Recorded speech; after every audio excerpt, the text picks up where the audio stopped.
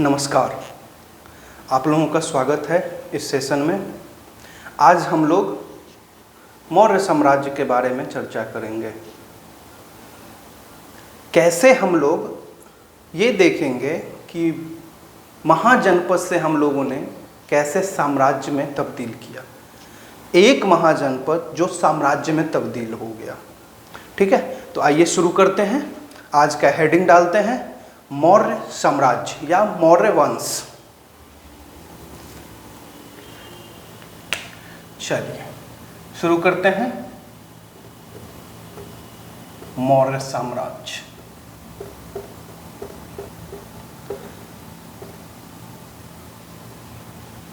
जैसा कि हम लोग जानते हैं कि मौर्य साम्राज्य का स्थापना चंद्रगुप्त मौर्य ने किया था। महाजनपद काल में सबसे अंतिम जो महाजनपद है, महाजनपद का वंश मगध का अंतिम महावंश जो है मगध का, वो कौन है? वो है नंद वंश, जिसे क्या बोला जाता है? नवनंद भी बोला जाता है, क्योंकि इसमें 9 शासक हुए हैं। इसके फाउंडर का क्या नाम है? महापद्मनंद। ठीक है, जो शूद्र हुआ करते थे और उन्होंने कलिंग पे विजय हासिल किया था। नंद वंश का लास्ट जो शासक था वो था घनानंद। घनानंद को पराजित करने के बाद ही चंद्रगुप्त मौर्य ने चाणक्य के सहायता से मौर्य साम्राज्य का स्थापना किया था। अब हम लोग देखेंगे यहाँ पे कि देखिए, घनानंद से याद रखिएगा, घनानंद से हमें याद रखना है कि घनानंद के समय में ही प्राचीन भारत में प्रथम बार विदेशी आक्रमण हुआ था। प्रथम बार, कभी भी आपसे क्वेश्चन पूछे कि प्राचीन भारत में प्रथम बार विदेशी आक्रमण कब हुआ था, तो घनानंद के समय में। ठीक है, और घनानंद के समय में हुआ था। और किसने आक्रमण किया था? तो सबसे प्रथम बार हखमनी वंश जो ईरान में है, ईरानी वंश जो है हखमनी वंश का जो शासक था दारा प्रथम या डेरियस वन भी उसे बोला जाता है, दारा वन। यही सबसे प्रथम सफल आक्रमण किए थे। उसके बाद मकदूनिया का यूनानी शासक जो था, मकदूनिया जो यूनान में है। ठीक है, यूनानी शासक फिलिप का बेटा अलेक्जेंडर या सिकंदर, जिसे हम लोग सिकंदर जानते हैं, वो जब हखमानी वंश ईरानी को खत्म करके आगे बढ़ा और पूरे विश्व को जीतना चाहा, जब उधर से कांधार, काबुल, बल्ख, बैक्टीरिया को जीतते हुए वो हिंदू कुश पर्वत पार करते हुए सिंध के तरफ आया था। कौन आया? तो सिकंदर आया था सिंध के तरफ, और प्रथम बार वो जीत हासिल किया था सिंध में ही। ठीक है, अब इसमें देखिए, प्रथम अगर सफल आक्रमण आपसे पूछेगा तो वो दारा वन हुआ, मगर याद रखना है सिकंदर के बारे में भी, सिंध पर आक्रमण किया था। और यहाँ पे एक चीज हमें याद रखना है कि यहाँ पे 2 राजा हुए हैं, 2 राजा। एक का नाम है जो तक्षशिला का राजा है, तक्षशिला का राजा आम्भी, तक्षशिला का राजा आम्भी।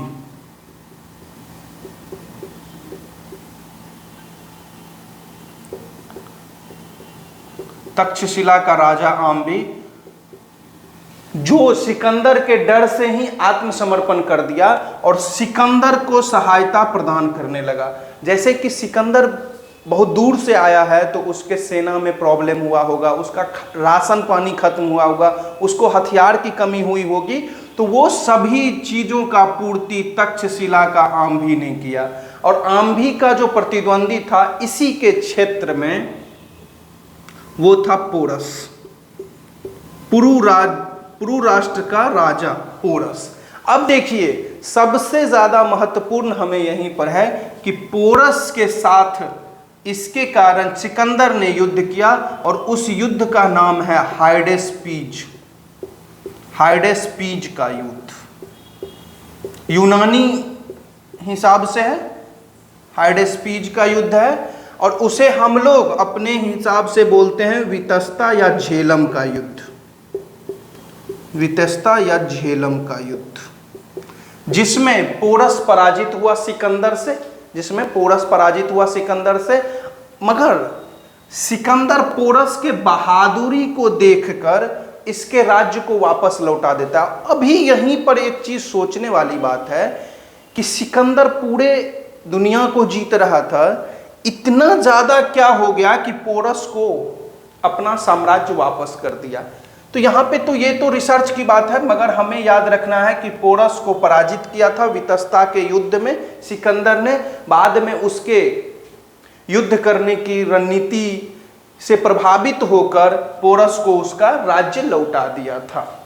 उसके बाद जब वो आगे बढ़ने का सोच रहा था तो यहाँ पे व्यास नदी थी, व्यास नदी, जिसको पार करके आना था। मगर इतने 10 वर्ष, लगातार 10 वर्षों से युद्ध करने के बाद उसके सैनिकों में क्या हो गई थी, थकान आ गई थी। ऊपर से इस नदी को देख के भी डर लग रहा था, ऊपर से मगध का नाम सुन के उनके सैनिकों में क्या हो गई थी, थोड़ी सी सैनिक क्या हुई थी, हतोत्साहित हो गई थी। तो सैनिकों में हतोत्साहित, जिसके कारण वो लोग युद्ध नहीं करना चाह रहे थे। वो लोग क्या हुआ था, एक तरह से होमसिक समझ लीजिए, घर से दूर बहुत दिनों तक रह गए तो उनको प्रॉब्लम होने लगा था। वो अपने माता पिता, बाल बच्चे, पत्नी, ये इन लोगों से मिलना चाह रहे थे। ये लोग वापस यूनान जाना चाह रहे थे। तो यहीं पर सिकंदर क्या होता है कि सिकंदर बोलता है कि मैं पूरे दुनिया में किसी से नहीं हारा, मगर मैं अपने लोगों से हार गया, और वहीं से विड्रॉल किया। और ये युद्ध कब हुआ है, 326 ईसा पूर्व में। तो इसका मतलब सिकंदर भारत पर आक्रमण कब किया है, 326 ईसा पूर्व में। सिकंदर उसके बाद वापिस जाता है, वापिस अपने साम्राज्य को 4 भागों में बांट के, जिसमें मुख्य सेनापति सेल्यूकस निकेटर को भी दे के जाता है, जिसके बारे में हम लोग आगे चर्चा करेंगे। ठीक है, वापिस जाता है और इसे मस्तिष्क का ज्वर हो जाता है, जिसके कारण इसकी मृत्यु हो जाती है। तो सिकंदर, यहां तक अब हम लोग समझ गए हैं। अब देखिए, घनानंद, अंतिम जो शासक है नंद वंश का घनानंद, उसको पराजित करने के बाद चंद्रगुप्त मौर्य एक नए वंश की स्थापना करता है, जिसे नाम देता है मौर्य वंश। मगर देखिए, यहाँ पे हम लोग एक चीज याद रखेंगे कि घनानंद का जो पराजित करने से पहले भी चाणक्य और चंद्रगुप्त ने बहुत बार ट्राई किया था मगध को जीतने का। मगर यहाँ पे एक चीज आपको हम बता देते हैं कि मान के चलिए ये मगध का राजधानी पाटलिपुत्र है और ये मगध है। चाणक्य और चंद्रगुप्त डायरेक्ट हमला पाटलिपुत्रा पे कर रहा था कि इसको जीतेंगे और जैसे ही जीतेंगे हमारा राज्य आ जाएगा। मगर यहाँ पे याद रखिए कि इनके पास बैकअप तो था नहीं, ये यहाँ पे हमला कर देते थे और इधर से घनानंद का सैनिक इन लोगों को। एक बार तो ऐसा स्थिति आया कि चंद्रगुप्त और चाणक्य का मृत्यु होते होते बचा, और जब ये लोग भाग रहे थे, जब ये लोग छिपे हुए थे, तो एक बूढ़ी माता के कृपा से चाणक्य ने एक रूल सीखा कि आप जैसे मान के चलिए वो अपने बच्चे को खाने के लिए खिचड़ी या खीर दी हुई थी, अब बच्चा डायरेक्ट थाली में हाथ बीच में डाल दिया तो उसको गर्म लगा, तो उस पर बूढ़ी माता क्या बोलती है कि तुम भी चाणक्य हो क्या, डायरेक्ट कहीं बीच में डाला जाता है, बगल बगल से खाओ, मतलब चारों तरफ से खाओ। तो सबसे पहले चाणक्य और चंद्रगुप्त ने मगध का जो बाहरी सीमा था या बगल के राज्य था उसको जीतना शुरू करता है, और बाद में चल के मगध के पाटलिपुत्रा को जीतता है घनानंद को पराजित करके। ठीक है, तो अब हमारा स्टार्ट हो जाएगा मगध महाजनपद से साम्राज्य में परिवर्तित होने का कारण। देखिए, सबसे पहले तो याद रखिएगा मौर्य साम्राज्य का फाउंडर कौन होगा, फाउंडर तो वो होंगे चंद्रगुप्त मौर्य।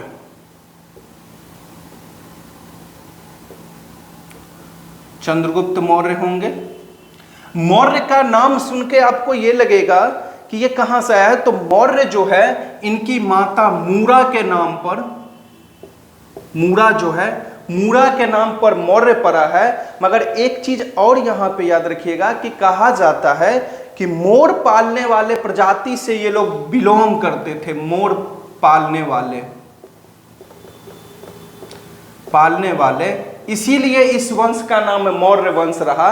और एक चीज और, मूरा है, ठीक है, चंद्रगुप्त मौर्य किसके सहायता से, तो चाणक्य के सहायता से, चाणक्य या कौटिल्य के सहायता से। कौटिल्य नाम से आप लोगों को ये लगेगा, कौटिल्य से ये समझिए कि कुटिल बुद्धि के मालिक थे, एक तरह से कुटिल बुद्धि के, तो उन्हीं के सहायता से चंद्रगुप्त मौर्य ने,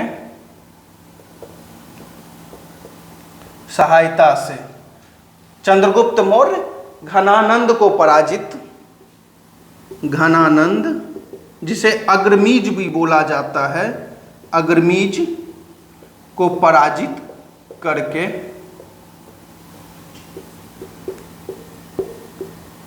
स्थापना करता है। अब आगे हम लोग बढ़ते हैं। सबसे पहले हम लोग याद रखेंगे कि चंद्रगुप्त मौर्य को हम लोग सेंड्रोकोटस नाम से भी जानते हैं, सेंड्रोकोटस। अब सबसे पहले जानिए कि चंद्रगुप्त मौर्य या मौर्य साम्राज्य के बारे में हमें जानकारी कहाँ से मिलती है। तो मौर्य साम्राज्य के बारे में हमें जानकारी दो तीन तरह से मिलती है, जिसमें एक तो है अभिलेख, जैसे अशोक का अभिलेख है। तो चंद्रगुप्त मौर्य के बारे में हमें सबसे पहले रुद्रदामन का जूनागढ़ से मिलता है। रुद्रदामन का जूनागढ़ अभिलेख से हमें, जूनागढ़ अभिलेख से हमें चंद्रगुप्त मौर्य का नाम या चंद्रगुप्त मौर्य के बारे में पता चलता है। तो अभिलेख से पता चलेगा, दूसरा हमें मुद्रा से पता चलेगा, तीसरा विदेशी लेखक से पता चलेगा, विदेशी से, और चौथा देशी से। ठीक है, इसमें याद रखिएगा अभिलेख तो अशोक का अभिलेख हुआ, मुद्रा जैसे उस टाइम में किस टाइप का मुद्रा चल रहा था। विदेशी में मेगास्थनीज का इंडिका से हमें पता चलता है, मेगास्थनीज का इंडिका। देशी में कौटिल्य का या चाणक्य का अर्थशास्त्र, कौटिल्य या चाणक्य का अर्थशास्त्र, चाणक्य का अर्थशास्त्र। और चीज याद रखिएगा, यहां पे हमें बौद्ध ग्रंथ प्लस जैन ग्रंथ, ब्राह्मण ग्रंथ, पुराण, ये सब से भी हमें मौर्य काल का पता चलता है। ठीक है, चलिए सेंड्रोकोटस। तो सेंड्रोकोटस में सबसे पहली बार हमें 1793 में, 1793 ईस्वी में विलियम जोन्स ने चंद्रगुप्त मौर्य का ही नाम सेंड्रोकोटस बताया था।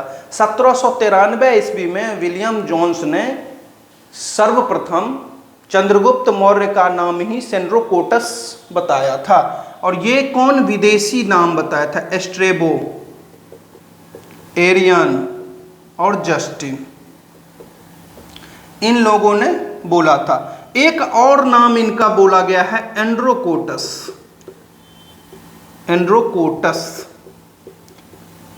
एंड्रोकोटस भी बोला गया है। एक और नाम इनका दिया गया है, जो नाम दिया गया है एंड्रोकोप्टस। ठीक है, मगर हम लोगों को याद रखना है क्या? एंड्रोकोटस।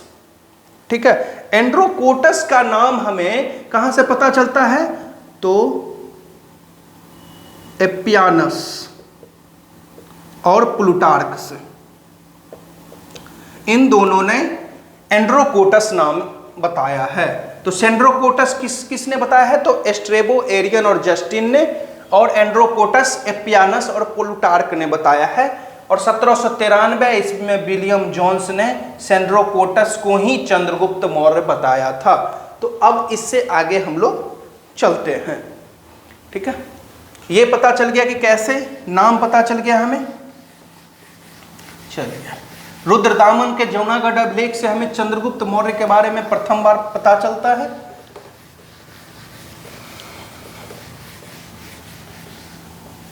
अब देखिए, मौर्य साम्राज्य का टाइमलाइन याद रखिएगा, 322 ईसा पूर्व से 185 ईसा पूर्व, 322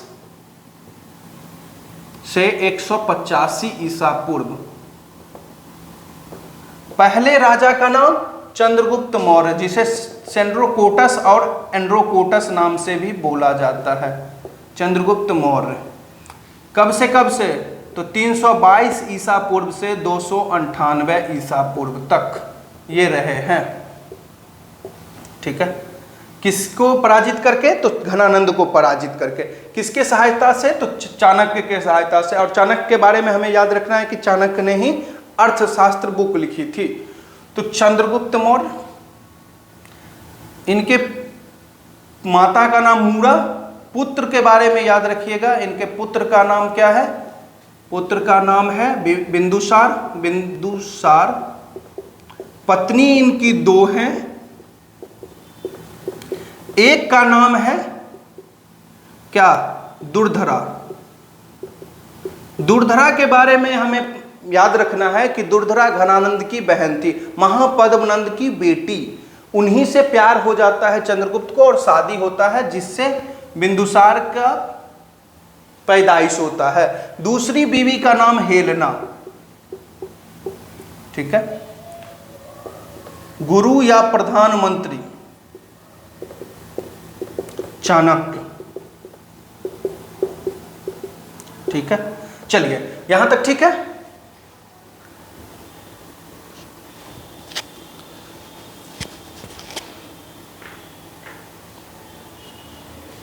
अब देखिए यहां पे इनके बारे में कहा जाता है, चंद्रगुप्त मौर्य के बारे में, कि चाणक्य ने 1000 कारसापन चांदी के सिक्के से इन्हें खरीदा था।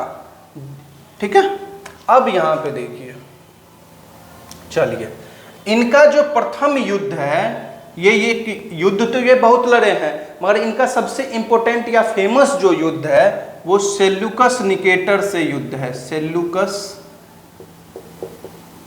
निकेटर से 305 ईसा पूर्व में युद्ध। ठीक है, इसमें पराजित होता है सेल्यूकस, पराजित सेल्यूकस होता है। इनको दहेज मिलता है। पराजित होने के बाद संधि होता है, संधि होने में इनको दहेज में 4 राज्य मिलता है। जैसे हम लोगों के गरीब लोगों का शादी होता है तो क्या मिलता है? बुलेट मिलता है। मगर राजाओं का शादी होता है तो दहेज में क्या मिलता है? राज्य मिलता है। वैसे ही इनको 4 राज्य मिला है। कौन कौन? पहला का नाम एक तरह से ऐसे याद रखिएगा, हेरात। दूसरा नाम बलूचिस्तान। तीसरा कांधार, काबुल। हेरात को एरिया बोला गया है, बलूचिस्तान को जेंड्रोसिया, फिर अराकोसिया और काबुल को पेनिसदाई। ठीक है, मगर ये 4 का नाम याद रखना है हमें। और दहेज में जब ये भाई साहब 4 राज्य सेल्यूकस निकेटर चंद्रगुप्त मौर्य को देते हैं तो चंद्रगुप्त मौर्य को एक और चीज दिया जाता है, जो हेलेना उनकी पुत्री है, सेल्यूकस निकेटर की पुत्री हेलेना, उससे शादी होता है चंद्रगुप्त मौर्य की। और यहीं पे एक याद रखिएगा, चंद्रगुप्त ने भी 500 हाथी उपहार में दिया था, 500 हाथी उपहार में। ठीक है, तो इस युद्ध में हमें यह चीज पता चल गया कि 305 ईसा पूर्व में युद्ध हुआ, पराजित हुआ सेल्यूकस, दहेज 4 राज्य मिला चंद्रगुप्त को। चंद्रगुप्त ने भी 500 हाथी सेल्यूकस को दिया और चंद्रगुप्त मौर्य का शादी हेलेना से हुआ, जिससे हेलेना और चंद्रगुप्त मौर्य के बेटा का नाम क्या हुआ? जस्टिन। जिसके बारे में ज़्यादा जानकारी नहीं है। जस्टिन इनके बेटा का नाम हुआ।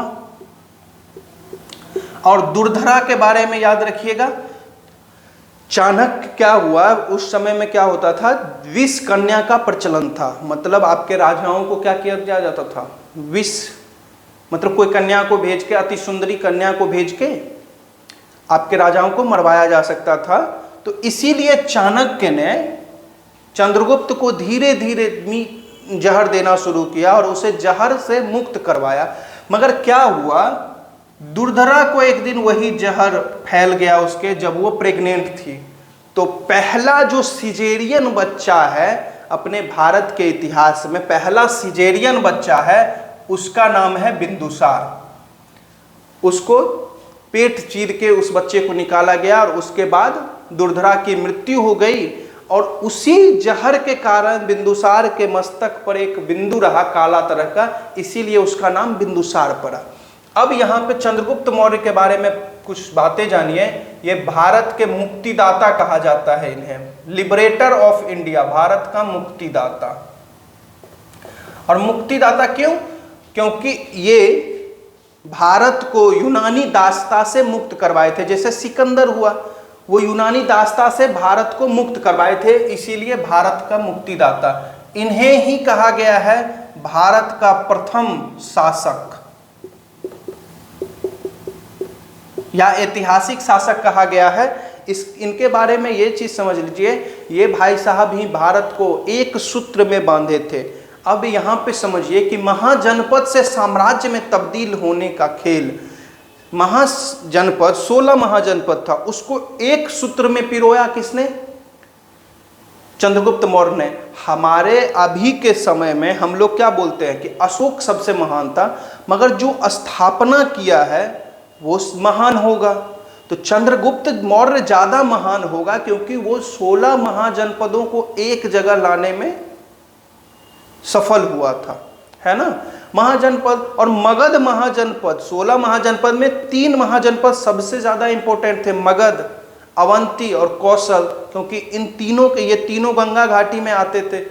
इनके पास जलोढ़ मृदा थी, लोहे की कमी नहीं थी, इसके कारण। मगर इसमें सबसे ज़्यादा आगे कौन बढ़ा? वो मगध, क्योंकि इसके पास सब कुछ था जो एक साम्राज्य बनने के लिए जरूरी होता है। तो इनके पास सब कुछ था जो साम्राज्य बनने के लिए जरूरी था। अब देखिए, सेल्यूकस को जब पराजित किए उसके बाद सेल्यूकस ने एक अपना राजदूत पाटलिपुत्रा में नियुक्त किया, उसका नाम था मेगास्थनीज। तो कभी भी आपसे पूछे भारत में प्रथम राजदूत कौन, तो वो है मेगास्थनीज। वो कहाँ का? तो यूनान का। वो किसका था? तो सेल्यूकस का। प्रथम राजदूत किसके दरबार में? प्रथम राजदूत किसके दरबार में? चंद्रगुप्त मौर्य के दरबार में।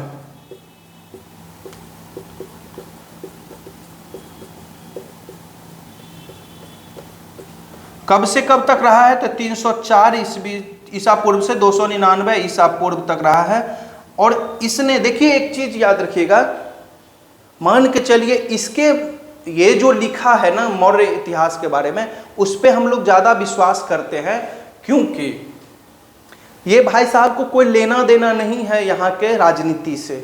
तो ये क्या करेंगे, एक स्थिर व्यक्ति के तरह दोनों निष्पक्ष होकर बताएंगे। अब यहाँ पे एक चीज याद रखिएगा, चंद्रगुप्त मौर्य के बारे में 2 तरह का बात चलता है। एक, ये क्या ये क्षत्रिय थे, क्या ये शूद्र थे? तो देखिए, बौद्ध ग्रंथ में इन्हें क्षत्रिय बताया गया है। अब यहाँ पे एक चीज गौर करने वाली बात है कि बौद्ध ग्रंथ अपने आप को हो सकता है कि ज़्यादा इम्पोर्टेंट बनाने के लिए वो कुछ चीज़ों को बढ़ा चढ़ा कर बताया है।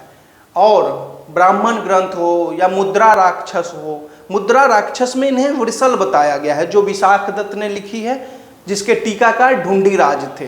ठीक है, तो मुद्रा राक्षस से भी हमें इसके बारे में पता चलता है। तो ये एक तरह से समझिए शूद्र जाति से आते थे, शूद्र जाति। कभी कभी इनको क्षत्रिय, वो कहाँ पे बताया गया है? तो बौद्ध ग्रंथ में इन्हें क्षत्रिय बताया गया है, जिस पे हमें ज़्यादा ध्यान नहीं देना है क्योंकि वो बढ़ा चढ़ा कर लिखे हैं। इन लोगों के बारे में। ठीक है, अब चलते हैं हम लोग मेगास्थनीज के हिसाब से हम लोग पाटलिपुत्रा को जानेंगे, इनके साम्राज्य को जानेंगे। देखिए, हो सकता है कि इसके 2 वीडियो आएंगे, मौर्य साम्राज्य के 2 वीडियो आएंगे। क्यों? क्योंकि मौर्य साम्राज्य इंपॉर्टेंट टॉपिक है, इसके प्रशासन के बारे में जानना इंपॉर्टेंट होता है, क्योंकि आजकल क्वेश्चन वहीं से ज़्यादा पूछ रहा है। क्योंकि जो फेमस चीज हो गया है, जैसे अशोक चंद्रगुप्त हो गया है, फेमस हो गया है, तो उसके बारे में क्वेश्चन सबको पता होता है, मगर प्रशासन के बारे में कोई कोई ही पढ़ता है। ठीक है, तो हम लोग अभी मेगास्थनीज के अनुसार चंद्रगुप्त मौर्य के बारे में जानेंगे या पाटलिपुत्रा के बारे में जानेंगे। कब तक रहा है? तो 304 से 299 ईसा पूर्व में। ठीक है, देखिए यहाँ पे ये सबसे पहले तो पाटलिपुत्रा का नाम पोलीब्रोथा बोले हैं। ठीक है, पोलीब्रोथा। तो पाटलिपुत्रा का नाम याद रखिएगा, कभी भी आपसे पूछे पाटलिपुत्रा का पुराना नाम क्या है, प्राचीन भारत में पाटलिपुत्रा को क्या बोला जाता था, तो पोलीब्रोथा या पालीब्रोथा बोला जाता था। ठीक है, पालीब्रोथा। और चंद्रगुप्त को पालीब्रोथस भी बोला गया है, क्योंकि ये यहाँ पे राज्य करते थे, तो पालीब्रोथस, पाटलिपुत्रा को पालीब्रोथा। बताया गया है कि 7 तरह के लोग यहाँ पे, ऐसे समझिए, पाटलिपुत्रा को 7 समिति मिलके चलाती थी। उसमें हर समिति में 5-5 व्यक्ति हुआ करते थे। ठीक है, पाटलिपुत्रा के घरों में ताले नहीं लगते थे। पाटलिपुत्रा के घरों में ताले नहीं लगते थे, मतलब यहाँ के लोग एक दूसरे पर ज़्यादा विश्वास करते थे कि हमारे घर में चोरी नहीं होगा, या ये भी हो सकता है कि यहाँ का एडमिनिस्ट्रेशन बहुत ही अच्छा होगा। आज क्या हम छोड़ सकते हैं अपने घर को ताला बिना लगाए हुए? नहीं छोड़ सकते हैं, तुरंत चोरी हो जाएगा, आपके घर के बगल वाले ही चोरी करके ले जाएंगे आपके कीमती वस्तुओं को। मगर उस समय में या तो हो सकता है एडमिनिस्ट्रेशन बहुत अच्छा हुआ होगा, या लोग एक दूसरे पर भरोसा ज़्यादा करते होंगे। ठीक है, तो पाटलिपुत्रा को पोलीब्रोथा। यहाँ पे देखिए, यहाँ पे अब हमें क्या देखना है,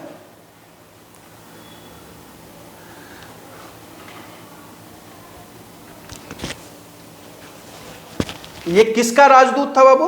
तो ये राजदूत था सेल्यूकस निकेटर का। ये पहले ही आपको बता दिए हैं, सेल्यूकस निकेटर का प्रतिनिधि। इसने क्या किया था? तो इंडिका पुस्तक लिखी थी, इंडिका पुस्तक। इंडिका पुस्तक की रचना, जो आज के समय में पूर्ण रूप से हमें नहीं मिला है, कुछ ही इसका भाग मिला है, जिसको हम लोगों ने अच्छे से क्या किया है, बढ़िया से फिर से बना के आगे बढ़ाया है। ठीक है, तो इंडिका पुस्तक की रचना क्या है, ये कौन से भाषा में है? तो ग्रीक भाषा में है। भारत के, जो हम पाटलिपुत्रा के बारे में आपको बता ही दिए, जब ये भारत मौर्य वंश का जो राजधानी है वो पाटलिपुत्रा है, तो ये भारत का सबसे बड़ा शहर भी होगा। और किस चीज पर बसा हुआ है? तो गंगा और सोन नदी के संगम पर, गंगा प्लस सोन के संगम पर, सोन के संगम पे बसा हुआ है। इंडिका पुस्तक की रचना किए हैं भाई साहब। उसके बाद एक चीज और याद रखिएगा, आपको बता ही दिए हैं कि नगर में मकान में ताला नहीं लगता था। नगर का मकान प्रायः लकड़ी का। आज भी आप कुम्हरार चले जाइए तो वहां पे कुछ चीज मिलती हैं मौर्य साम्राज्य से संबंधित, आप देखिएगा वो लकड़ी का ही बना हुआ है। तो मकान प्रायः लकड़ी का बना होता था, और जिसमें चंद्रगुप्त मौर्य रहता था उसका नाम राजप्रसाद था। राजप्रसाद, राजा जहां पे रहता था वहां पे राजप्रसाद। तो मकान प्रायः लकड़ी का बना होता था। उसके बाद देखिए, हाँ, और देखिए समाज में इनके हिसाब से, मेगास्थनीज के हिसाब से समाज में दास व्यवस्था, सती प्रथा और विवाह, बहु विवाह नहीं था। समाज में दास प्रथा, बहु विवाह, सती प्रथा नहीं था। अब ये भी हो सकता है क्योंकि अर्थशास्त्र में दास के बारे में चर्चा किया गया है, तो कौटिल्य दास के बारे में चर्चा कर रहे हैं, मतलब दास प्रथा थी। ये भाई साहब बोल रहे हैं कि नहीं है, तो ऐसा भी हो सकता है कि मेगास्थनीज जहां से गुजर रहा होगा। आज के समय में देखिए, अगर कोई विदेशी डेलीगेट आता है अपने यहाँ, तो रोड के किनारे क्या किया जाता है, दीवार बना दिया जाता है या कपड़ा से घेर दिया जाता है कि हमारी गरीबी ना दिखे उनको। तो वैसे ही हो सकता है कि मेगास्थनीज जहां से गुजर रहा होगा वहां पे इस तरह का व्यवस्था किया गया होगा जिससे मेगास्थनीज को गरीबी ना पता चल रहा होगा, दास प्रथा के बारे में पता नहीं चल रहा होगा। कोई भी शासक अपने बारे में अच्छा ही दिखाना चाहेगा ना, तो समाज में दास प्रथा, बहुविवाह, सती प्रथा नहीं था। ठीक है, ये भाई साहब बोलते हैं कि भारत में, एक और बात बोलते हैं कि भारत में अकाल नहीं पड़ता था। अब यहीं पे आपको कॉन्ट्राडिक्ट करेगा ये बात, भारत में अकाल नहीं पड़ता था, ये भाई साहब बोलते हैं। अब यहां पे हम लोग नेक्स्ट कर लेते हैं, नोट करते हैं कि चंद्रगुप्त मौर्य के टाइम में 312 ईसा पूर्व में 12 वर्षों के लिए अकाल पड़ा था और उसी के मन खिन्न हो जाने से ये अपना राजकाज छोड़ के जैन धर्म में शामिल हो गए थे। तो 312 ईसा पूर्व में 12 वर्षों के लिए अकाल पड़ी पाटलिपुत्रा में, पाटलिपुत्र में। ठीक है, तो अब यहीं पे कॉन्ट्राडिक्ट हो गया, तो 312 ईसा पूर्व में 12 वर्षों के लिए अकाल पड़ गई थी। अब देखिए यहीं पे इसी चीज को याद रखते हुए हम लोग देखेंगे कि सौराष्ट्र में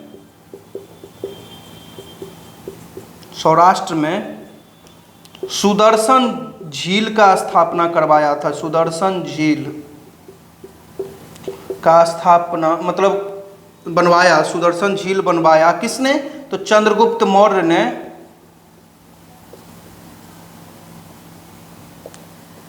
ने किसको बोल के, तो अपने प्रतिनिधि पुष्यगुप्त वैश्य के कहने पे। तो इसका मतलब है कि सौराष्ट्र का उस समय में राज्यपाल पुष्यगुप्त वैश्य था, पुष्यगुप्त वैश्य। तो कभी भी आपसे क्वेश्चन पूछे कि सुदर्शन झील का निर्माण किसने करवाया, तो चंद्रगुप्त मौर्य ने, और निर्माण करवाने का जो दिया गया था व्यवस्था करने का, तो वो पुष्यगुप्त वैश्य है। चलिए अब हम लोग नेक्स्ट जानेंगे, आगे बढ़ेंगे।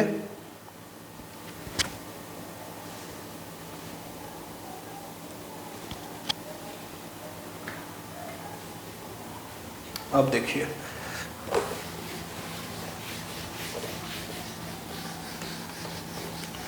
अब एक चीज याद रखिएगा कि चंद्रगुप्त मौर्य के समय में ही, चंद्रगुप्त मौर्य, अगर कभी भी क्वेश्चन पूछे कि प्रथम जैन संगीति कब हुआ था, तो चंद्रगुप्त मौर्य के समय में ही प्रथम जैन संगीति हुआ था। तो प्रथम जैन संगीति,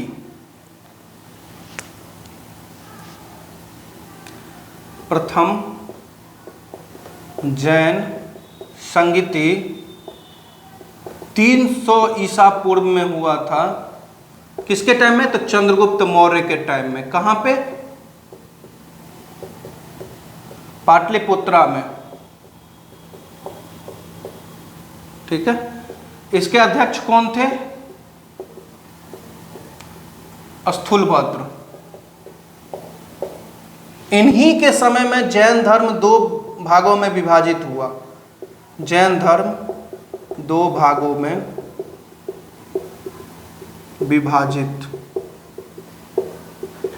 ठीक है, अकाल से परेशान होकर, अकाल का त्रासदी देखकर चंद्रगुप्त मौर्य राजकाज से इनका मन व्यथित होने लगा और ये भद्रबाहु के साथ दीक्षित होकर, जैन धर्म में दीक्षित होकर ये श्रवण बेलगोला चले गए। तो 298 ईसा पूर्व में सिंहासन का त्याग, ठीक है, भद्रबाहु से जैन धर्म में दीक्षित, जैन दीक्षा, ठीक है। दक्षिण चले गए, वहीं पे श्रवण बेलगोला में, श्रवण बेलगोला जो चंद्रगिरी पहाड़ी पर है, चंद्रगिरी पहाड़ी इन्हीं के नाम पर है। श्रवण बेलगोला में इन्होंने सल्लेखना विधि द्वारा प्राण त्याग दिया था। सल्लेखना कब प्राण त्यागा है? तो 297 में, या कभी कभी आपको मिलेगा 293, मगर 297 याद रखना है। सल्लेखना विधि द्वारा प्राण त्याग। तो जैन धर्म के बारे में आप समझ गए। प्रथम जैन संगीति इन्हीं के समय में हुआ है। जैन धर्म 2 भागों में विभाजित हो गया। 298 ईसा पूर्व में ये सिंहासन छोड़ दिए हैं, और जैन जो गुरु हैं भद्रबाहु के नेतृत्व में ये दक्षिण चले गए हैं। यहीं पर ये श्रवण बेलगोला में इनकी मृत्यु होती है। सल्लेखना विधि द्वारा प्राण त्याग करते हैं, और इसी सल्लेखना विधि को क्या संथारा भी बोला जाता है। 2 भागों में जो विभाजित हुआ है उसमें दिगंबर और श्वेतांबर हुआ है। श्वेतांबर के अध्यक्ष स्थूलभद्र और दिगंबर के भद्रबाहु, ठीक है। अब हम लोग यहाँ पे एक चीज याद रखिएगा, इनके गुरु का नाम था चाणक्य, चनक पुत्र चाणक्य, जिनका एक और नाम था कौटिल्य, विष्णुगुप्त भी नाम था इनका। इन्होंने बुक लिखा है अर्थशास्त्र। नाम पे मत जाइएगा अर्थशास्त्र पर कि ये इकोनॉमी की बुक है, ये पॉलिटिक्स की बुक है, राजनीति शास्त्र की बुक है, राजनीति। मुझे ऐसा लगता है कि सेकंड वीडियो होगा उसमें हम आपको मौर्य प्रशासन के बारे में बताएंगे। अभी आप मौर्य शासन के बारे में जानिए कि कैसे ये शासन आगे बढ़ा।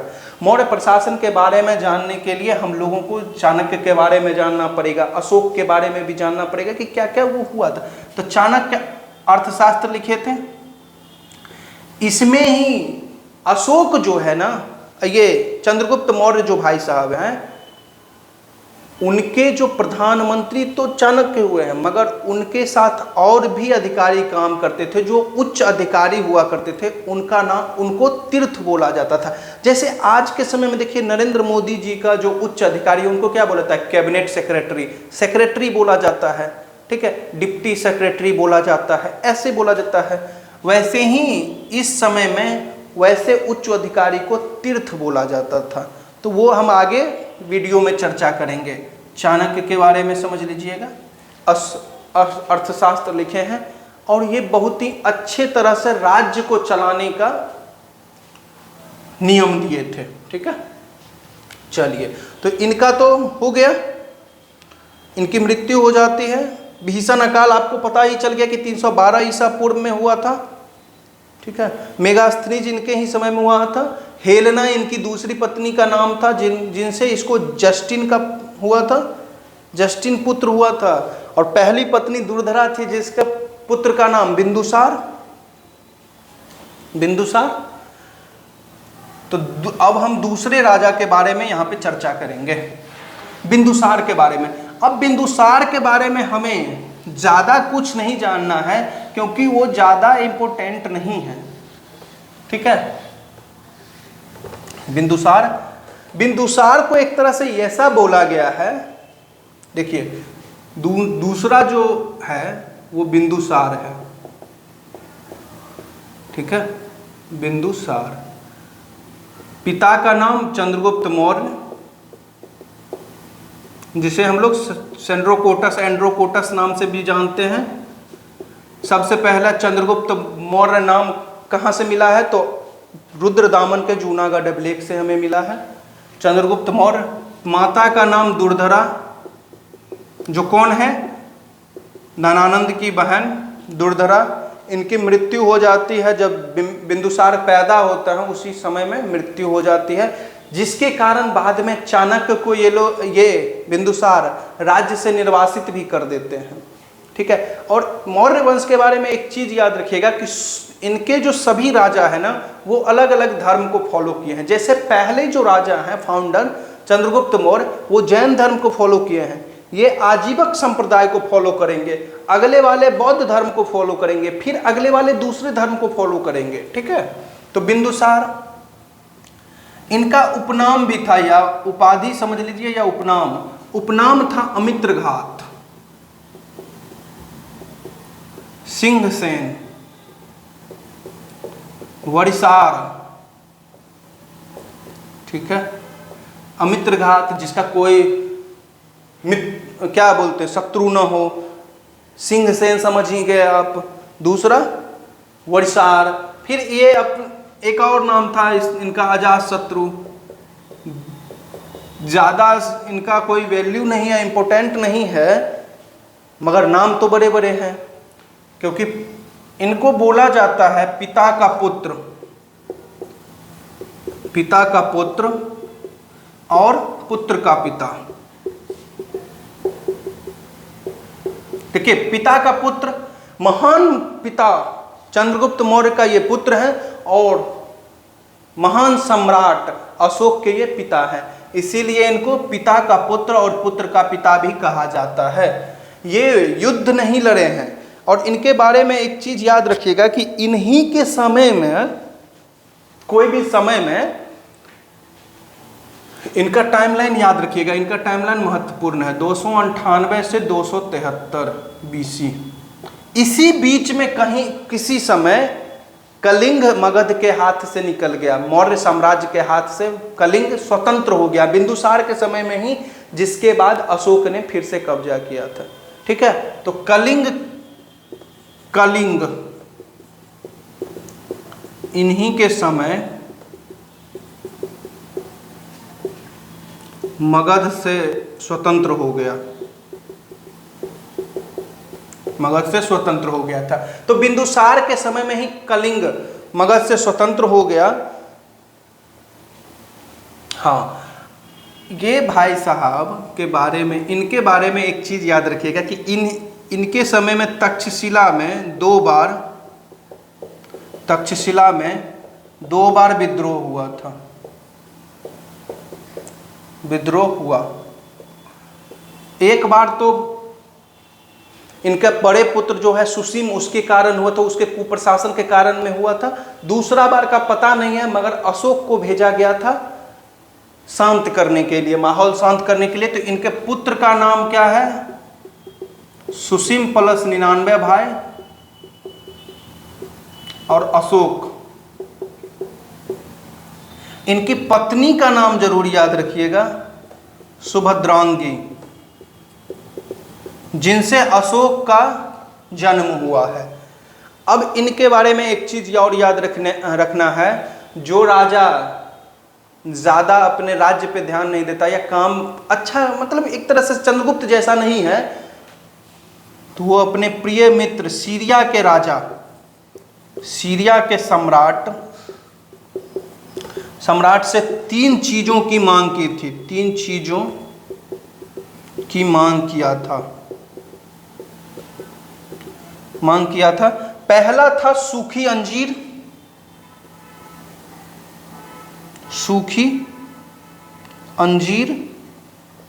दूसरा था मीठा मदिरा, मतलब दारू का शौकीन था, शराब का शौकीन था, और तीसरा था एक सोफिस्ट, जिसे दार्शनिक भी बोलते हैं, दार्शनिक। सीरिया के सम्राट तो एंटियोकस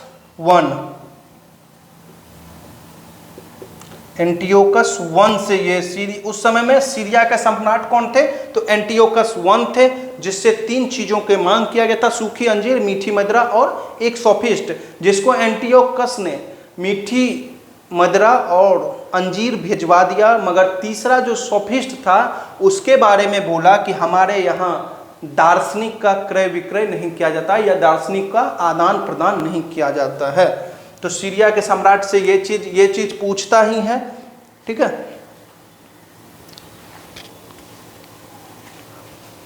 और ये भाई साहब जो है ना बिंदुसार, वो अपने बड़े पुत्र से ज़्यादा प्रेम करते थे और उनको ही राज्य सिंहासन पर बैठाना चाहते थे।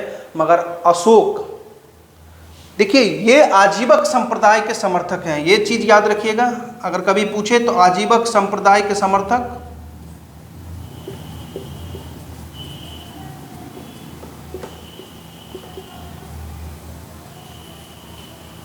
ठीक है, जिसके कौन है तो आजीवक संप्रदाय के जो संस्थापक हैं। देखिए यहाँ पे इनके बारे में एक चीज़ और याद रखिएगा, ये पिंगल वत्स जो हैं इनके फ्रेंड एक तरह से समझिए, या दरबार में रहता था। पिंगल वंश से नज़दीकी, पिंगल वंश से नज़दीकी था इनका, बिंदुसार का पिंगल वंश से नज़दीकी था। और आगे हम लोग बढ़ेंगे तो ऐसे समझ लीजिए कि चाणक्य के बाद उनका ही कोई बनना चाहिए था प्रधानमंत्री, मगर प्रधानमंत्री इन्होंने खल्लाटक को बनाया था। जैसे घनानंद के समय में प्रधानमंत्री या महामात्य या उनका जो सबसे मेन अधिकारी था वो कौन था? स्थूलभद्र। जैन जो मुनि हैं वो स्थूलभद्र हुआ करते थे। ठीक है, तो हम लोग यहाँ तक जान गए हैं, आजीवक संप्रदाय के समर्थक थे। अब जो देखेंगे कि सुसीम जो है, सुसीम को ये लोग राजा बनाना चाह रहे थे, ये भाई साहब बिंदुसार, मगर अशोक ने तख्ता पलट एक तरह से कर दिया। और यहाँ पे एक चीज देखिए क्या लिखा हुआ है, पिता का पुत्र और पुत्र का पिता। इससे आप मध्यकाल में देखिएगा कि बाबर का जो बेटा है हुमायूं, उसके साथ भी यही है। बाबर भी महान था, एक तरह से साम्राज्य का संस्थापक था। चंद्रगुप्त भी साम्राज्य का संस्थापक था, उसका बेटा भी एक तरह से निकम्मा था हुमायूं। ये भाई साहब भी एक तरह से उसी टाइप में चल रहे थे। इनका बेटा भी अशोक था, उसका बेटा भी अकबर था, तो इसमें समानता है। ठीक है, अब हम लोग देखेंगे महान सम्राट अशोक के बारे में चर्चा करेंगे।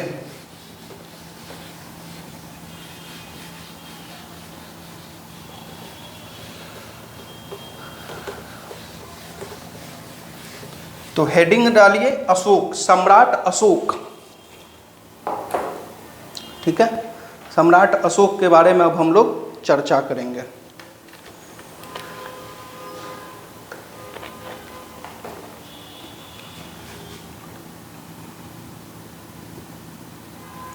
अशोक 273 बीसी से 269 और 232। 273 ईसा पूर्व में ये भाई साहब 2 बार राज्य सिंहासन क्या किए थे, राज्यारोहण करवाए थे। 2 बार सिंहासन पर बैठे हैं। जैसे औरंगजेब 2 बार सिंहासन पर बैठा, वैसे ही अशोक भी 2 बार सिंहासन पर बैठे थे। ठीक है, तो 2 बार। अब यहाँ पे आपको ये चीज देखना है कि 273 से 269 4 वर्ष का जो पीरियड है वो एक तरह से गृह युद्ध का पीरियड है। ठीक है, जैसे सुसीम को पराजित या सुसीम के हत्या, बिंदुसार के बाद बिंदुसार का बड़ा बेटा बनना था राजा, मगर अशोक राधागुप्त जो एक तरह से मानिए जो चाणक्य के पोता होंगे, उनके सहायता से, मतलब उनके सहायता से अशोक क्या करता है, जिस समय में अशोक राज्य पर हमला कर देता है एक तरह से, उस समय में उज्जैनी का यह क्या होता है, राज्यपाल होता है। ठीक है, उज्जैनी का राज्यपाल। तो कभी भी क्वेश्चन पूछे कि बिंदुसार की जब मृत्यु हुई तो तब किस राज्य का राज्यपाल अशोक था, तो उज्जैनी का था। उससे पहले वो तक्षशिला का भी राज्यपाल रह चुका था। ठीक है, तो 273 से 269 ईसा पूर्व के बीच में 4 वर्षों में अशोक अपने गृह कार्य को निपटा रहा था। मतलब भाई साहब सुसीम सहित 99 भाइयों को मौत के घाट उतार दिया था। इसीलिए उस समय में इनको चंड अशोक बोला जाता था। चंड अशोक इनका पहला नाम जो इनको सब बोलता था, चंड अशोक बोलता था। अब देखिए अशोक के बारे में हमें सबसे पहले कहां से जानकारी मिलता है, तो अशोक के अभिलेख से जानकारी मिलता है। और अशोक के अभिलेख को जानकारी हमें जो मिलता है तो सबसे पहले हमें 1837 ईस्वी में जेम्स प्रिंसेप नामक इंसान ने, जेम्स प्रिंसेप ने अशोक के अभिलेख को पढ़ा।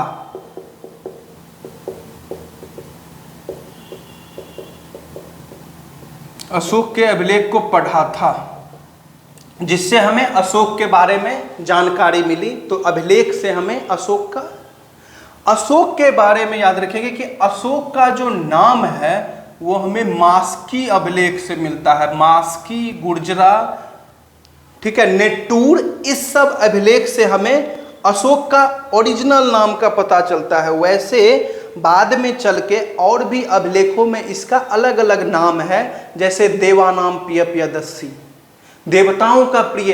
देखिए इनका जीवन देखिए, चंड अशोक टू देवानाम प्रियदर्शी, देवानाम प्रियदर्शी बनने का एक सफर है इनका।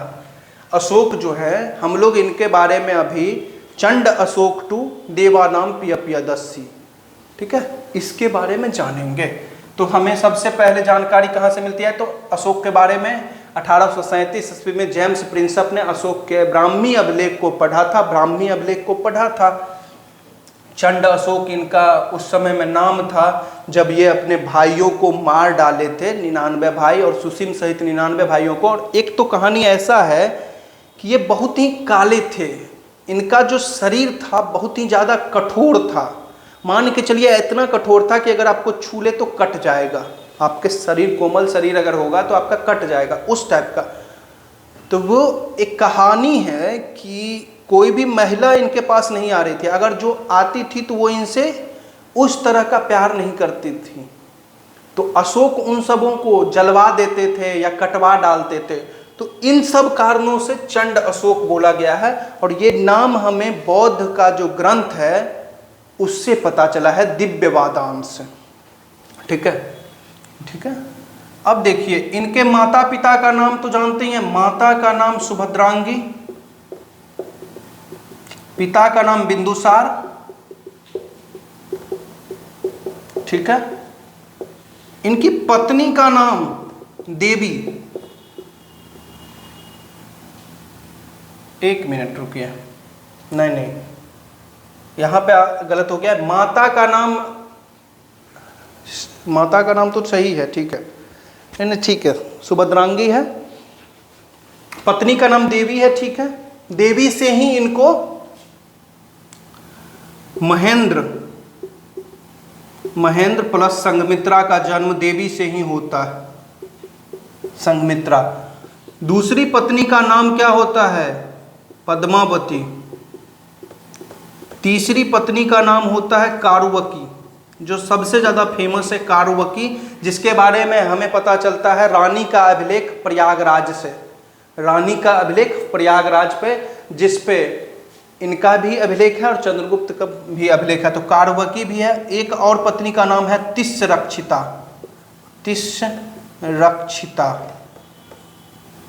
तिस्रक्षिता। तो कारुवकी कलिंग की राजकुमारी है, कलिंग की राजकुमारी। देवी जो है वो वज्जी की सेठी की बेटी है, वज्जी की सेठी की बेटी, ठीक है। इनसे महेंद्र और संघमित्रा। पद्मावती से कुणाल का जन्म हुआ है, कुणाल का जन्म, ठीक है। चलिए तो यहां तक हम समझ गए हैं। अब नेक्स्ट हम लोग देखेंगे, आगे बढ़ेंगे। जब ये अपने भाइयों को मौत का घाट उतार के जब ये आगे बढ़ते हैं और अपने साम्राज्य का सुचारू रूप से ढंग से स्टार्ट करते हैं, तो इनका सिंहासनारूढ़ कब होता है? तो 269 ईस्वी में। इसीलिए 269 से 232 ईसा पूर्व तक इनका कार्यकाल बताया गया है, मगर ये सिंहासन पर बैठे थे 273 ईसा पूर्व में। अब यहाँ पे एक चीज़ याद रखिए, ये सिंहासन पर बैठने के बाद, सिंहासन पर जब बैठे तब तक इनका नाम चंड अशोक ही था। तभी तो ये युद्ध किए थे 261 ईसा पूर्व में, कलिंग का युद्ध। ये अपने जीवन में मात्र एक युद्ध लड़े और एक ही युद्ध ऐसा लड़े कि युद्ध से ही मन हट गया। युद्ध से ही इनका मन हट गया। तो इनका जो युद्ध का हम लोग जानेंगे, पहला युद्ध, एक ही युद्ध अशोक ने लड़ा, उस युद्ध का नाम है कलिंग युद्ध। कलिंग का युद्ध। कलिंग कहां पे है? तो आज के ओडिशा में।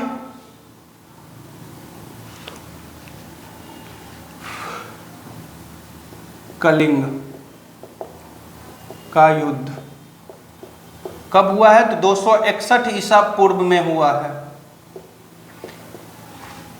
अशोक अपने गद्दी पर बैठने के 8वें वर्ष में ये युद्ध लड़ता है। तो 8वें वर्ष में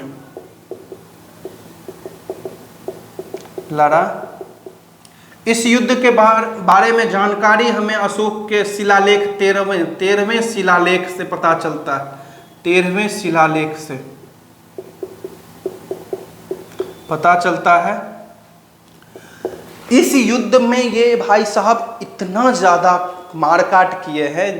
13वें शिलालेख से हमें पता चलता है कि 1 लाख लोगों की मृत्यु, 1.5 लाख लोग बंदी, और बहुत ज्यादा क्या हुआ, मारकाट हुआ, ब्लड बाथ एक तरह से हुआ, खून की नदियां बही, जिससे ये क्या हो गए थे, उस खून को देख के ये परेशान हो गए अशोक, और इनका मन युद्ध से हटने लगा। भेरी घोष से ये धम्म घोष में आ गए थे। इसी युद्ध के बाद ये भेरी घोष से युद्ध धम्म घोष या भेरी नीति, मतलब एक तरह से युद्ध को त्याग करके धम्म बौद्ध धर्म का धम्म, ये बौद्ध धर्म से प्रभावित होने लगे थे। इतना युद्ध में जो मारकाट देखे तो ये उस चीज से साइड हटने लगे, और उसके बाद ही से ये भाई साहब युद्ध को त्याग दिए और सभी अपने राज्यों में बताए कि अब हम लोग क्या करेंगे, धम्म के रास्ते पे चलेंगे, युद्ध में हमें अब कोई विश्वास नहीं है। अब यहाँ पे एक चीज बात जानने की जरूरत है हमें। ये भाई साहब बोल रहे हैं कि हमें युद्ध में अब विश्वास नहीं रहा, ठीक है, मान लिए। हमें ये जानकारी मिलती है बौद्ध धर्म से। ऐसा भी हो सकता है कि बौद्ध धर्म अपने धर्म को बढ़ा चढ़ा के दिखाने के लिए इस तरह का बताया है कि इतने लोगों की मृत्यु हुई या ये चीज हुआ, अशोक चंड अशोक हुआ करता था, अपने धर्म को बढ़ा चढ़ा के भी दिखा के। मगर इसका दूसरा पक्ष ये भी है कि कलिंग युद्ध के जीतने के बाद अशोक के पास कोई ऐसा अब राज्य या जनपद ही नहीं बचा था, महाजनपद नहीं बचा था जिसको वो जीतना चाहे, क्योंकि चंद्रगुप्त पहले ही पूरे राज्य को एकजुट कर दिया था जीत के। तो अब जब आपके पास जीतने के लिए है नहीं, और आप अगर अब ज़्यादा इधर उधर करिएगा तो आपके राज्य में क्या हो जाएगा, विद्रोह होना शुरू हो गया। तो इसीलिए ये बहुत दिमाग लगा के इस नीति पे आया कि अब हमें युद्ध में नहीं, धम्म के साथ आगे बढ़ना है। और दूसरा चीज याद रखिएगा, इसी नीति के कारण मौर्य साम्राज्य खत्म हो गया, क्योंकि जैसे ही ये युद्ध नीति से क्या हो गए, धम्म नीति के तरफ आए, तो इनका पूरा सैनिक जो कुनबा था, जो अस्थाई सेना था, उनका मनोबल टूट गया, क्योंकि उनको लड़ने के लिए चाहिए। अब लड़ने के लिए कुछ है नहीं, जब लड़ने के लिए है नहीं तो वो लोग क्या करेंगे, बैठे रहेंगे। और अब देखिए आगे हम चर्चा जिस पे करेंगे उसके कारण ही डिक्लाइन होगा इस राजतंत्र का, ठीक है। चलिए, तो अशोक के धम्म, ये तो जान गए, कलिंग युद्ध के बारे में जान गए कि 8वें वर्ष में हुआ था। यहाँ की राजकुमारी कारवकी थी, अभी ओडिशा में है। 261 ईसा पूर्व में हुआ था, अपने साम्राज्य के विस्तार के लिए किया गया था, ठीक है। इतने बड़े पैमाने पर भाई साहब ने रक्त बहाया कि उस चीज से कहा ही जाता है कि जब आप किसी चीज को शिद्दत से चाहने लगो और वो मिल जाता है तो फिर उसका आपको वैल्यू थोड़ा थोड़ा कम होने लगता है, ठीक है। अगर मान के चलिए किसी से आप बहुत ज़्यादा प्रेम कर रहे हैं, किसी भी लड़की से आप बहुत ज़्यादा प्रेम कर रहे हैं, बहुत कठिनाई के बाद वो आपको मिलती है, धीरे धीरे आप देखिएगा फिर वो धीरे धीरे आपका ना उनकी तरफ डिक्लाइन होना शुरू होता है। तो कलिंग के साथ भी अशोक का यही हाल हुआ था। ठीक है, अब हम लोग देखेंगे कि अशोक के धम्म के बारे में। तो अशोक के धम्म के बारे में चर्चा करेंगे। तो अशोक बौद्ध धर्म जो है गौतम बुद्ध से ये प्रभावित हो रहे थे। ठीक है, इनके जो ये भगवान को तो नहीं मानते थे। अब देखिए ये क्या किए कि इतना करने के बाद ये बोलने लगे, जब ये चंड अशोक से PA-80 में अब इनको ट्रांसफर होना है, तो ये अपने अब राज्य को, ये पहले ऐसे राजा हैं भारत में जो अपने जनता से डायरेक्ट संवाद करना स्टार्ट करता है। डायरेक्ट संवाद, और डायरेक्ट संवाद करने के लिए वो शिलालेख, अभिलेख एक तरह से अभिलेख का सहारा लेता है। और अभिलेख का मतलब ये समझ लीजिए पत्थर पर खुदा हुआ लेख, जिसको ये जगह जगह पर गड़वा देते थे। ठीक है, उससे क्या हुआ, और जो अनपढ़ है उसको अधिकारी नियुक्त था, वो अधिकारी उसको बता देता था। तो अभिलेख से ये संवाद करने लगे, जनता से डायरेक्ट संवाद ये करने लगे, जनता से सीधा संवाद। किस माध्यम से? तो अभिलेख के माध्यम से। अभिलेख कितने तरह के हैं? तो 3 तरह के। एक तो है शिलालेख,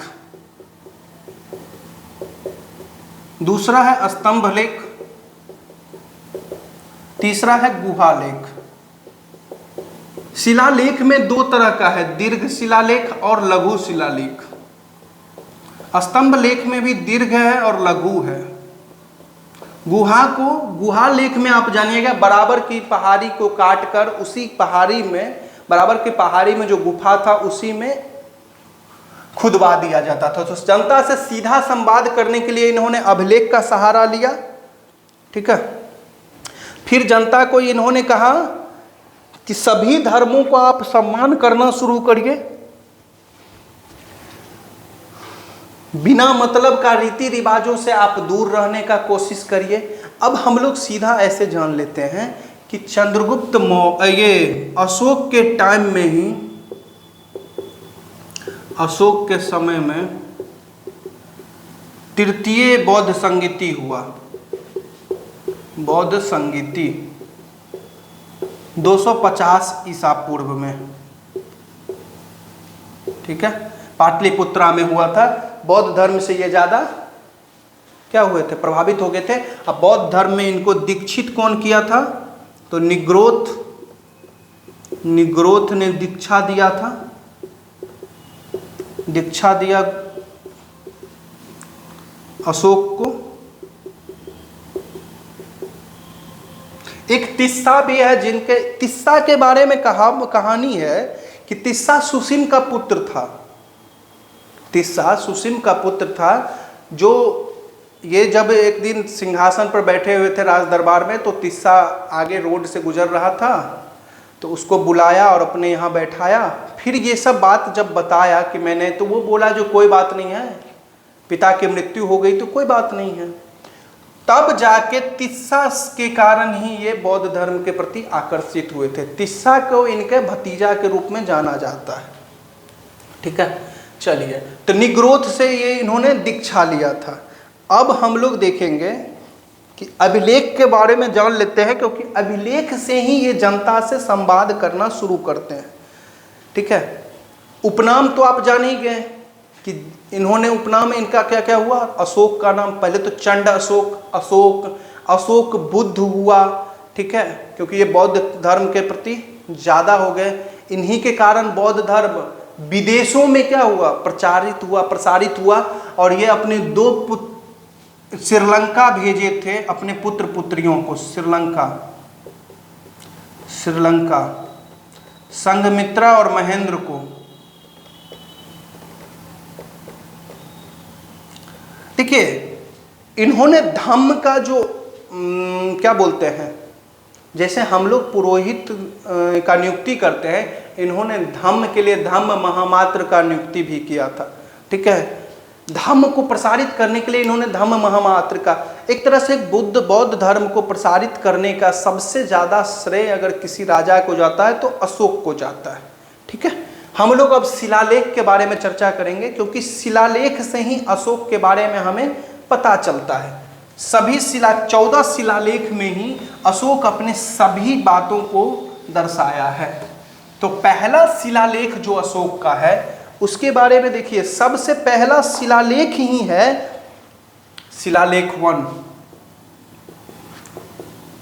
फर्स्ट शिलालेख। इसके बारे में पहला शिलालेख में ही लिखा हुआ है पशु बलि पर हत्या, पशु बलि पर रोक। ठीक है, अब देखिए पशु बलि पर रोक, अब इससे एक चीज समझिए, पशु बलि पर रोक लगाने का मतलब ये हुआ कि पशुओं का जो बलि हो रहा था या तो राज या सैनिकों के लिए, ये बोले कि नहीं अब पशु बलि पर रोक सब जगह होगा और इसके लिए राजा का किचन भी होगा, जिसमें अब मात्र 2 मोर और 1 मृग ही आ सकता है डेली, ज़्यादा पशु नहीं आ सकते हैं हत्या होके। तो पशु बलि पर रोक लगा दिए। दूसरा इन्होंने किया था समारोह पर प्रतिबंध। अब इसका मतलब हुआ, समारोहों पर प्रतिबंध लगाने का मतलब हो गया कि फिजूल खर्ची रोकना। इनका मतलब हो गया कि फिजूल खर्ची रुकेगा तो अर्थव्यवस्था मजबूत होगी। ठीक है, अब देखिए समारोह पर प्रतिबंध हो गया। तीसरा इनका बता ही दिए कि पशु बलि पर रोक, जिसमें मात्र मोर 2 और मृग 1 ही, और इस कारण से सैनिक कमजोर होने लगे। पशु बलि के रोक पर सैनिक कमजोर होने लगे। अशोक का जो कुछ चीज था ना, जिसके कारण ही ये साम्राज्य धीरे धीरे कोलैप्स करने लगा। अब देखिए दूसरे शिलालेख के बारे में हम लोग जानते हैं। दूसरे शिलालेख, फर्स्ट शिलालेख समझ गए, पशु बलि पर रोक, समारोहों पर प्रतिबंध। सेकंड शिलालेख में आप जानिए कि इतना ज़्यादा इनमें प्रेम आने लगा कि मानव और पशुओं के बारे में भी देखभाल करना, पशुओं की देखभाल। मानव तो मानव, पशु को भी अगर प्रॉब्लम हो रहा है तो उसका भी देखभाल करना है। तो सेकंड शिलालेख में ये आ गया। थर्ड शिलालेख में हम लोग जानेंगे, आपको बोले हैं ना थर्ड शिलालेख जानिए, धम्म के बारे में चर्चा है। थर्ड शिलालेख में हमें पता चलता है, देखिए समारोह पर जैसे ही होगा तो बचत, अल्प खर्च, अल्प व्यय की चर्चा। ठीक है, धार्मिक अनुष्ठान, धार्मिक अनुसंधान जो हर 5वें वर्ष होता था, धार्मिक अनुसंधान 5वें वर्ष। ठीक है, तो 3 हो गया। अब चौथा जो शिलालेख है उसके बारे में चर्चा करेंगे। चौथा शिलालेख के बारे में हम लोग चर्चा करेंगे कि इसी शिलालेख में हमें धम्म नीति के बारे में चर्चा मिली है। धम्म नीति के बारे में चर्चा किया गया है। धम्म नीति के बारे में चर्चा, चौथा शिलालेख में अशोक धम्म नीति के बारे में चर्चा करता है। अब देखिए, अब देखेंगे हम लोग शिलालेख 5वां, 5th शिलालेख।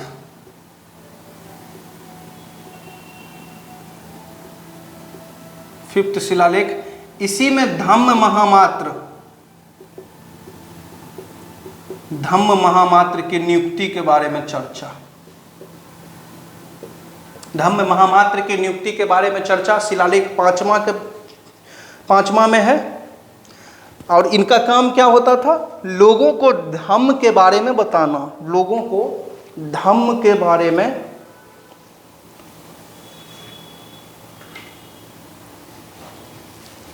अब देखिए छठा जो है, छठा में आत्मनियंत्रण का चर्चा है। आत्मनियंत्रण, लोगों के लिए आत्मनियंत्रण। लोगों को बोला गया है कि आत्मनियंत्रण, अपने ऊपर नियंत्रण कैसे रखना है, आत्मनियंत्रण का शिक्षा दिया गया है। सक्रिय प्रशासन और सुदृढ़ व्यापार की जानकारी मिलती है हमें, ऐसे समझ लीजिए। सक्रिय प्रशासन और सुदृढ़ व्यापार की जानकारी, चर्चा।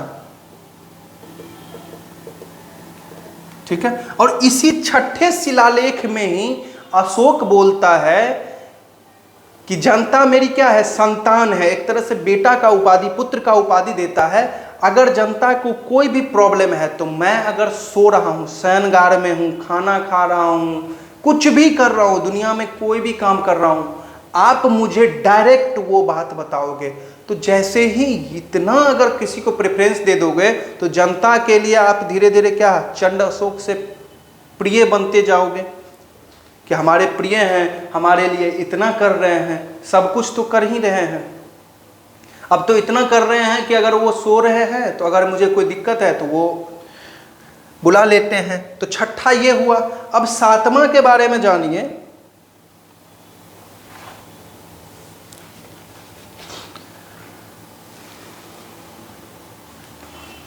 सातवां अभिलेख जो है हमारा अशोक का, वो भाई साहब कहता है कि धार्मिक सहिष्णुता के बारे में चर्चा है। धार्मिक सहिष्णुता,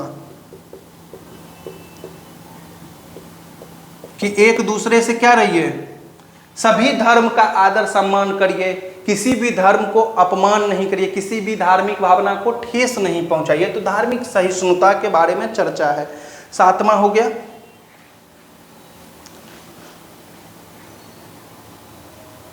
चलिए अब हम लोग देखेंगे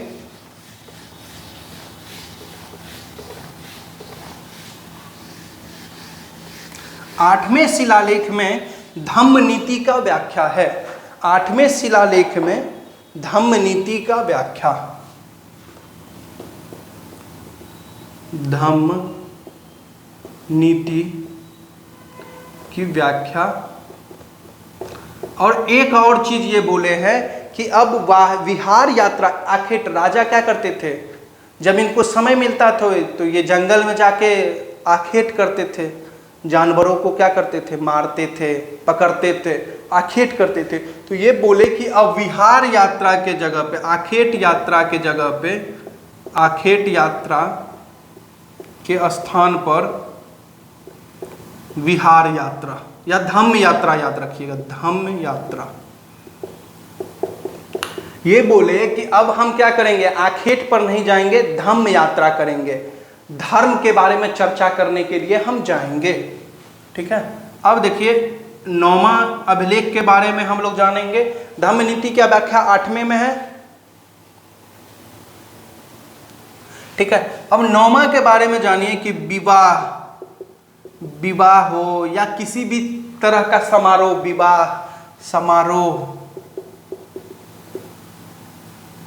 आदि पर प्रतिबंध लगाया।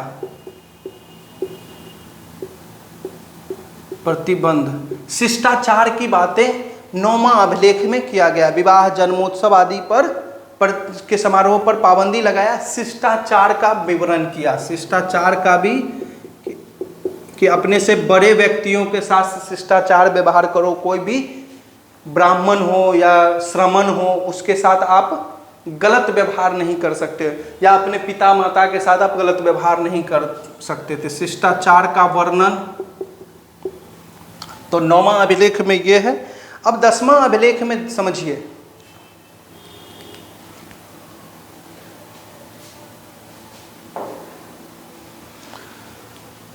दसवां अभिलेख में ये बोलता है कि 10वां अभिलेख इनका कहता है कि विभिन्न संप्रदाय जो है, विभिन्न धर्मों में असंतोष। अब असंतोष तो होगा ना, आप एक धर्म को इतना ज़्यादा इम्पोर्टेंट बना रहे हो, बौद्ध धर्म को इतना ज़्यादा ऊपर बढ़ा रहे हो, तो और धर्म क्या होगा, असंतोष होगा, उनमें असंतोष तो होगा, ब्राह्मण धर्म में असंतोष होगा। तो वही हुआ। तो 10th में इनका क्या होता है, कहते हैं कि विभिन्न संप्रदायों के बीच में असंतोष।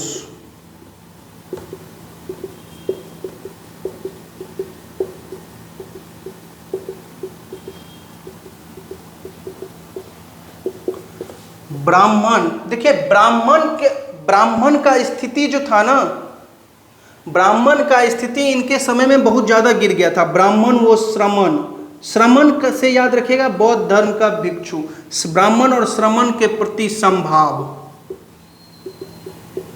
इनको कहना पड़ रहा है कि ब्राह्मण और श्रमण के प्रति क्या रखना है, समान भाव रखना है, क्योंकि ये बौद्ध धर्म को इतना ज़्यादा कर दिए थे कि ब्राह्मण का वैल्यू कम हो गया था। 10वां अभिलेख में ही कहा जाता है कि राजा और उच्च अधिकारी हमेशा प्रजा के हित के बारे में सोचे, प्रजा के हित के बारे में सोचे। तो 10वां ये हो गया, विभिन्न संप्रदायों के बीच में असंतोष, ब्राह्मण व श्रमण के प्रति समभाव, राजा और उच्च अधिकारी हमेशा प्रजा के हितों के बारे में सोचे। अब शिलालेख 11वां में हम लोग देखेंगे, 11वां बोलता है कि धर्मों के वरदान का उल्लेख है, धर्मों का वरदान का उल्लेख है। ठीक है, हमें 11वां अभिलेख में बताया गया है कि धर्म का जो वरदान है उसका उल्लेख हमें इसी 11वें अभिलेख में ही बताया गया है कि धर्म का जो वरदान है वो सर्वोत्तम होता है। ठीक है, चलिए अब हम 12th के बारे में जानेंगे। इसी अभिलेख शिलालेख में 12वें शिलालेख में, अशोक के 12वें शिलालेख में स्त्री महामात्र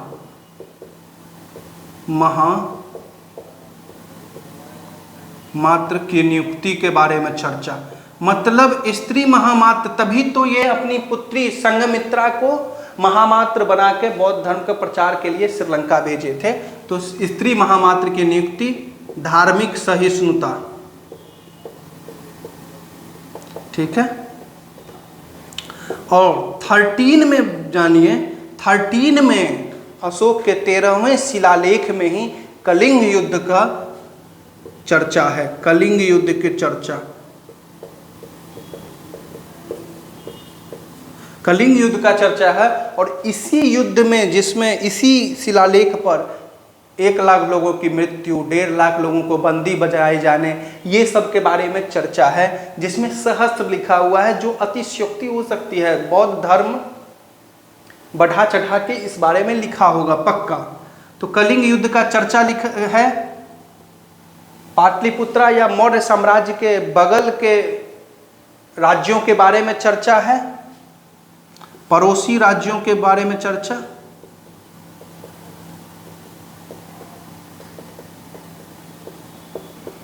पड़ोसी राज्य के बारे में चर्चा है, कलिंग युद्ध का चर्चा है, पड़ोसी राज्य के बारे में चर्चा है।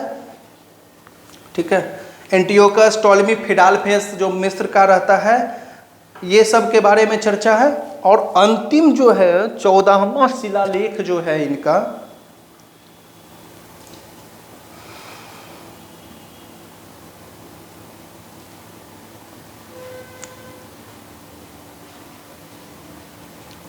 चौदहवां शिलालेख में एक तरह से ऐसे समझ लीजिए कि जो भी धार्मिक त्रुटि है उनके बारे में चर्चा है। एक तरह से जो भी त्रुटि है, धार्मिक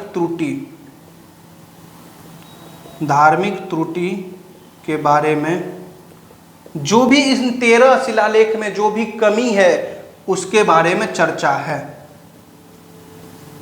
मतलब 13 शिलालेख में जो भी कमी है वो 14वें शिलालेख में लिखी हुई है। धार्मिक सहिष्णुता के बारे में लिखा हुआ है। तो ये 14 जो शिलालेख है उसी से हमें अशोक के बारे में, अशोक के राजकाज के बारे में पता चलता है। और अशोक के प्रशासन के बारे में हम लोग, या चंद्रगुप्त मौर्य हो या मौर्य साम्राज्य के प्रशासन के बारे में हम लोग नेक्स्ट वीडियो में चर्चा करेंगे। ठीक है, नेक्स्ट वीडियो में चर्चा करेंगे। चंद्रगुप्त मौर्य हो या अशोक हो या पूरा मौर्य साम्राज्य के बारे में चर्चा करेंगे कि प्रशासन कैसा था, स्त्री का स्थिति क्या था, कौन कौन से वहाँ पे अधिकारी थे और इनके उत्तराधिकारी कौन थे और इनके पतन का क्या कारण है। मौर्य साम्राज्य जो अपने उरूस पर है अशोक के समय में, वो मात्र 40 वर्ष बाद खत्म कैसे हो जाता है, वो सबसे इम्पोर्टेंट है कि ये साम्राज्य जो 40 वर्ष पहले सबसे ऊपर है वो आज खत्म कैसे हो गया। तो वो जानना, वो नेक्स्ट वीडियो में हम लोग जानेंगे। ठीक है, आशा करते हैं आप लोग इतना में समझ रहे होंगे। ठीक है, आपको प्रॉब्लम अगर हो तो कमेंट बॉक्स में आप बता दीजिएगा कि कहाँ पे क्या प्रॉब्लम हुई है। नेक्स्ट वीडियो में उसका हल किया जाएगा उस प्रॉब्लम को। तब तक के लिए धन्यवाद, थैंक यू।